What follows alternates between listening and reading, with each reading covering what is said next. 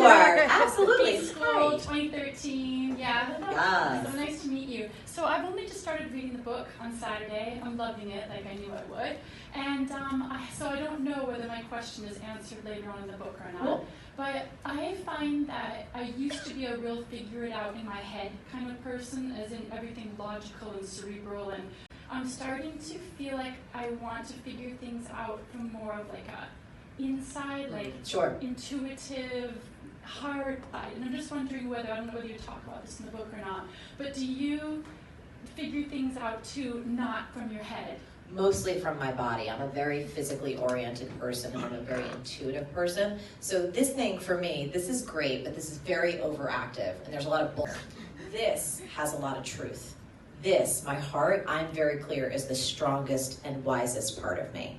So can't really follow this all the time. This is great for logic and reason and for doing those lists and kind of checking yourself before you wreck yourself on a practical level, but this thing is always going to lead you in the right direction. To answer your question, the entire book is filled with exercises that help you strengthen your intuition and get you in the physical body. So I think, especially in the society that we're living in right now, a lot of us are spending 8, 12 hours a day looking at a damn screen, sitting down. We're so sedentary, and we've lost touch with the natural knowing and the intelligence that exists within our body. So there's a lot in there that will help you root in that and really practice it. Thank you. You're welcome. It's such a good question. And I was saying I had like a physical reaction to one of the exercises. Oh, yeah. Like Tell people. Well, it's a bit OTT with my chest pains that I get when I'm anxious. But basically there was an exercise in there and I literally felt like my chest opening.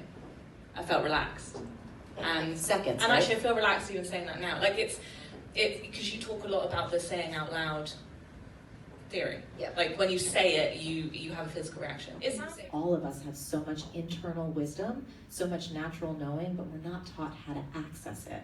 And when you get rooted in this belief that everything is figureoutable, what it also does is root you in your own innate wisdom to figure things out. And ask yourself this question: does the idea of saying yes to this opportunity make me feel expansive or contracted? In the nanosecond after you ask yourself that question, I guarantee your body will have an instantaneous response. So let's talk about what expansive might feel like. Expansive might feel like you're physically moving forward in space, even if it's a centimeter or two. It might feel like your chest is lifting up, or your shoulders are relaxing down, or if anyone's familiar with Marie Kondo, something about this opportunity inside is sparking a little joy. Right? Even if there is some fear that's along with it, there's something that feels light and big and moving forward. That's all the things that we could categorize under expansive. Now let's talk about contracted. If you ask yourself that question, does the idea of saying yes to this opportunity make me feel expansive or contracted? And in the nanosecond after you ask that question, you detect a heaviness in your stomach or a feeling of dread. Or perhaps if your eyes are closed, your head shakes no ever so gently, or it moves back in space.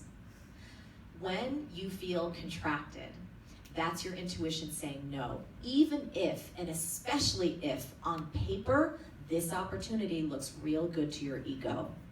It's something that all the other people would die to have this opportunity, or there's some money attached to it, that there's something in you going like, oh, I should say yes to this, I should say yes to this, but something in you feels contracted about it. So obviously, if you feel expansive, that's a really good thing to move into and get outside of your comfort zone. If you feel contracted, say no. And then to follow up with that, read the chapter on fear. There's a whole set of exercises I have around fear taming that actually help you really lay out on paper very clearly the risk, so you can understand and go into an opportunity eyes wide open. So if you completely shit the bed on this opportunity, you understand exactly what it's going to take to lift yourself back up, and you're okay with that level of risk. Again, we say it a lot more articulately in the book, but you get the idea.